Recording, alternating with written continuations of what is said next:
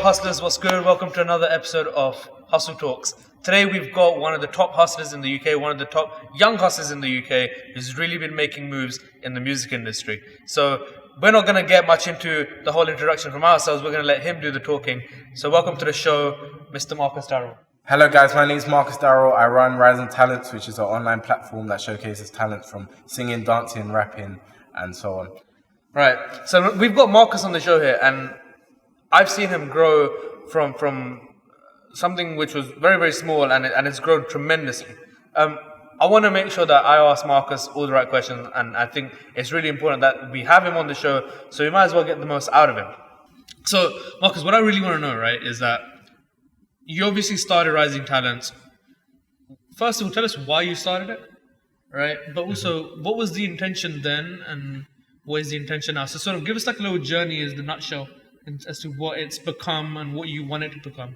Okay, so I literally started it because at the time I had 10k followers on my personal account, and I wanted to keep that separate because I class myself as a brand.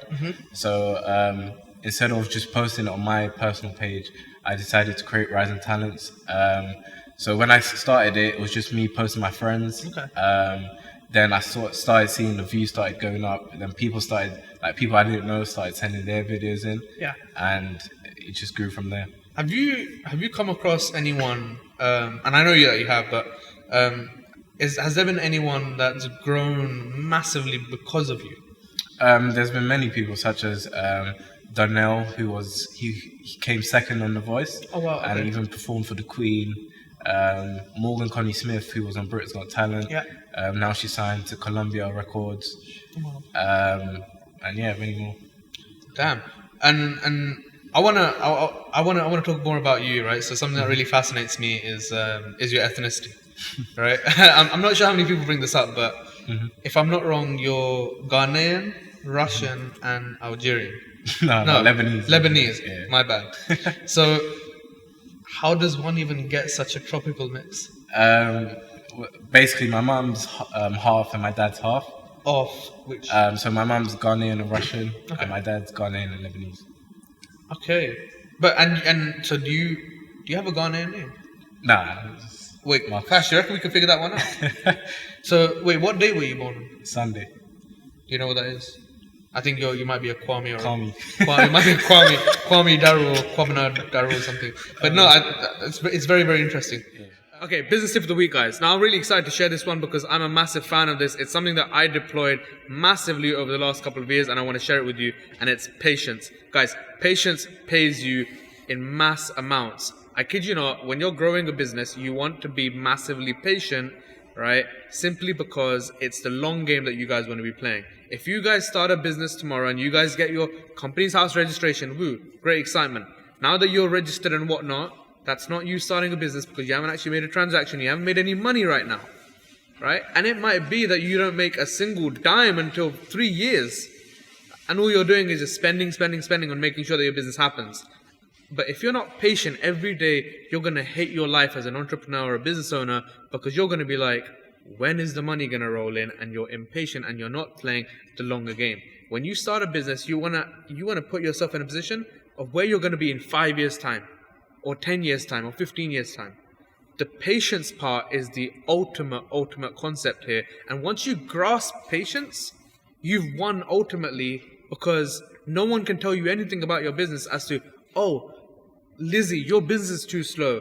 Or Asim, your business is taking so much time to make money. As long as you know that this requires patience, it doesn't matter what anyone else thinks. And you know what? That's a different topic of what other people think, because that's a whole different ballgame. But we'll touch on that one different. So if I want you guys to take something away from this business tip this week, it's patience. I want you guys to deploy massive patience. For all the entrepreneurs out there, all the people that are hustling, if you guys can truly grasp a lot of patience within yourself and realize that, you know what, a lot of things take time, let time bide, you guys will ultimately deploy a self-awareness technique which will help you move forward and it'll help you manage expectations. So that's the business tip of the week, guys. I hope you guys can take something from this. If you guys have any questions, put them in the comments, and let's keep on running with the show.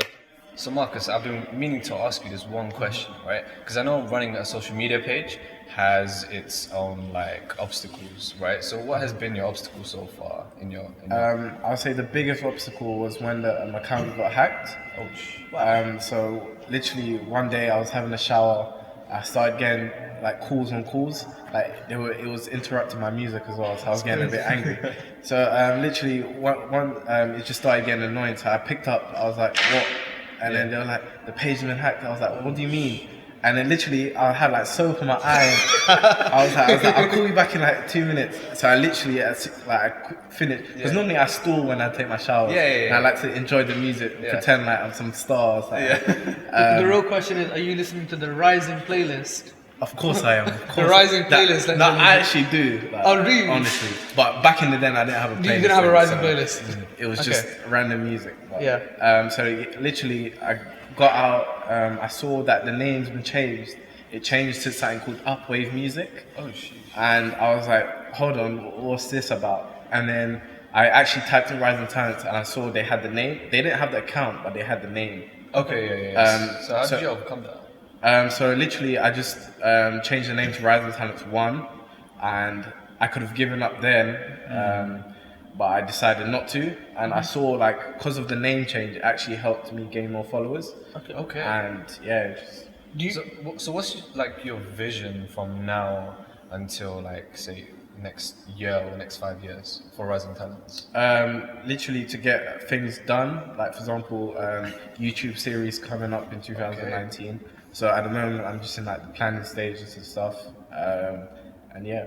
Okay, so with your YouTube series, are you just gonna kind of interview rising talents out there? Like literally everything. So for example, one idea I had was kind of a UK Wild and Out type of thing. Okay. So like get different like personalities and stuff, get into like not stage, but like a little platform. Yeah. And just go head on head. That sounds awesome. I can't wait for that. Yeah, I think that's going to be something that's going to be really, really good.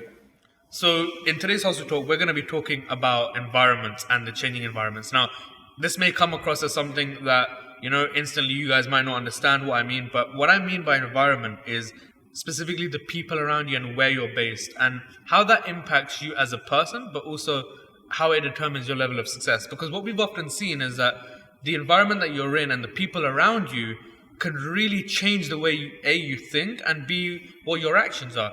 There's a really famous saying that if you're amongst 5 people, whoever those 5 people, their characteristics, you will be the 6th. So I want to have a conversation about this with Asim and with Marcus and what they believe is their sort of take on it, and specifically the fact that we're all from London, and we've seen the sort of the mixture of environments that we have.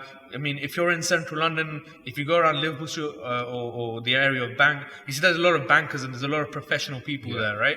And if you're in them, often you're like, you either want to become like them or you sort of, follow their actions and you talk like them, you speak like them, or you walk like them. You even dress like them as well. Exactly, right? So you start becoming inspired. And then on vice versa, if you're in the hood somewhere, if you're there, can you be, what I'm often intrigued about and often I question myself is, can you be consumed in that as such where you can't ever come out? And how easy is it to get from that sort of environment, like a more rough area, and get out of it? Like how easy would that be? Exactly. So, Marcus, I've got a question for you, right? In your upbringing, right? Not even in your upbringing, but just from your experience of running Rising Talents, have you seen that some of the people that actually send content to you, they're not from sort of the best areas as such, and they're trying to break up? Yeah, all the time. But do you see, like, is there like a big difference between the people that are maybe they have a good upbringing or they have a good environment around them compared to the people that are not in such great areas? Because often what I've seen is that there's a big difference between people that are making music out of depression, anxiety, or fear compared to people that are doing it for joy or happiness. So do you often see that comparison? Yeah, I see it all the time. But tell me. So for example, if I'm going through like videos and stuff, like some people doing freestyles in like the type of areas, you can just tell they're like it's rough, if that makes sense. And even like the type of music they're making as well. Yeah. So like the things that they're saying, like they're basically, some of them put their like life story in their bars and stuff, and like You can actually feel it as Yeah. such. And do you think? So, what sort of area are you from? So I'm from Lewisham. Normally Lewisham is meant to have like a bad name and stuff, Yeah. and stuff. I didn't really get into those type of things, so I'm not too sure about. But have you? So the question I wanted to ask is, what sort of was your reason why you never sort of, because the area has a bad name, right? What was your reason for never being sort of part of that environment? Did you have an inspiration that was much bigger, or what was your reason for you to change your environment? Oh, literally, my mom's strict. Okay, fair enough. So basically, during like school days and stuff, my mom wouldn't really let me go out places like that. Even like playing like consoles, I would have to limit it on doing it like through week ends and stuff. So I think my mum's like a big influence. Would you say that even now, you can edit this out at your big age?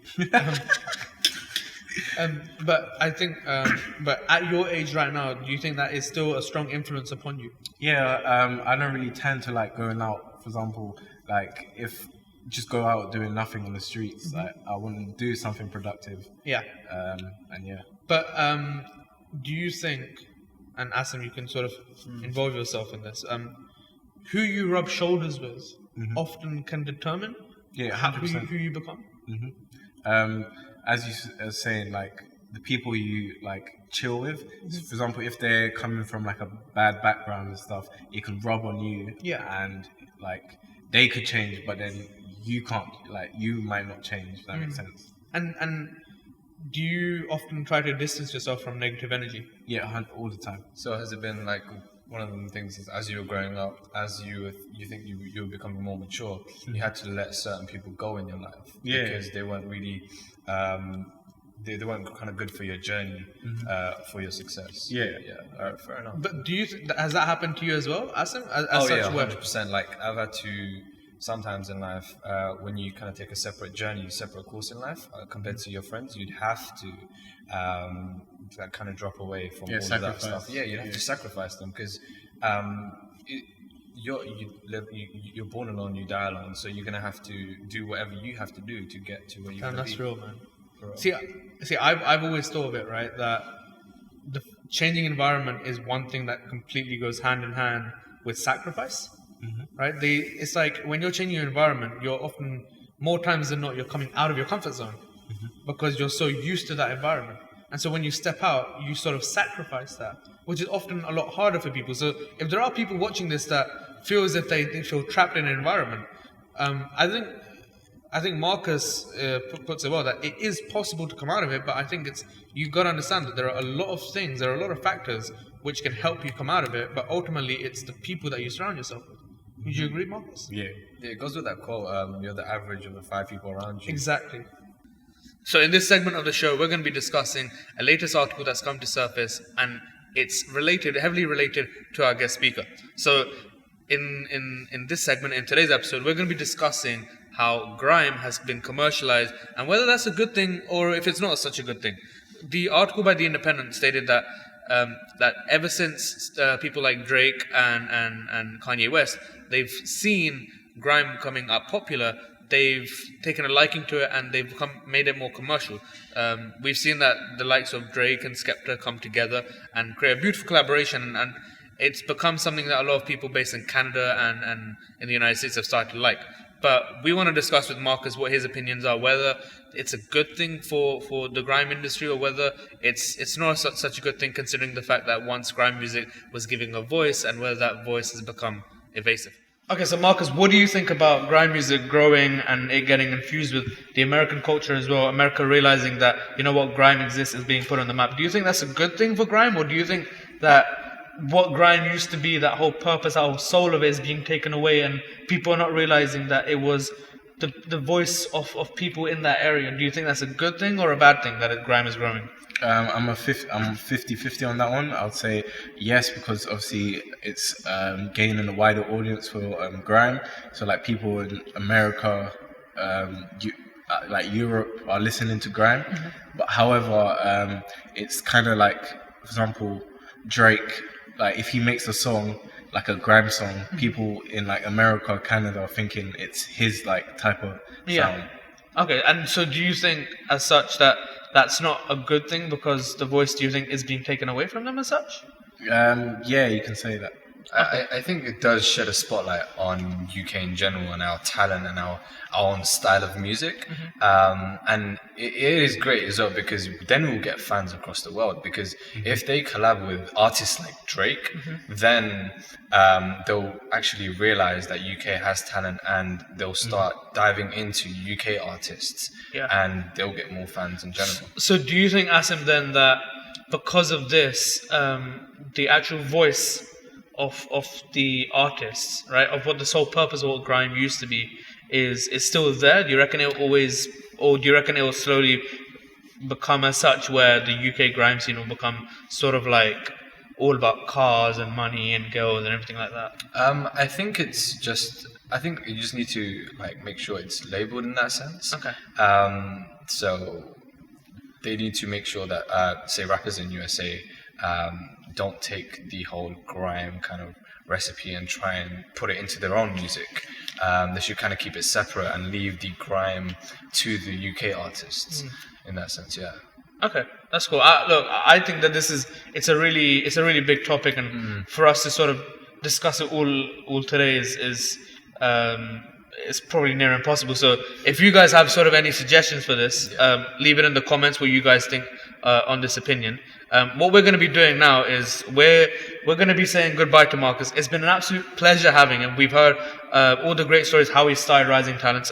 But before we let him go, Marcus, are there any major future projects that are going to be in the pipeline that you just can't wait to tell people? I would say a Rising Talents, like a talent show. So we're about to get a talent show from you guys. So guys, look out for them, and you can follow Rising Talents down below. We're going to put it all in the descriptions, and we're going to look forward to seeing you guys for the next episode of Hustle Talks.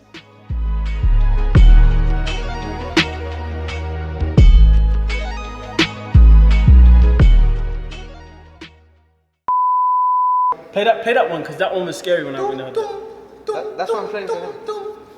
And it's it. Why is it coming from there? Well, mine's not doing that. It's literally just going like that. Well, mine is flipping coming from there, then it goes down there, then it goes up. How? No, mine's literally it's going like that. But fam, mine like feels like it's at my concert, bro.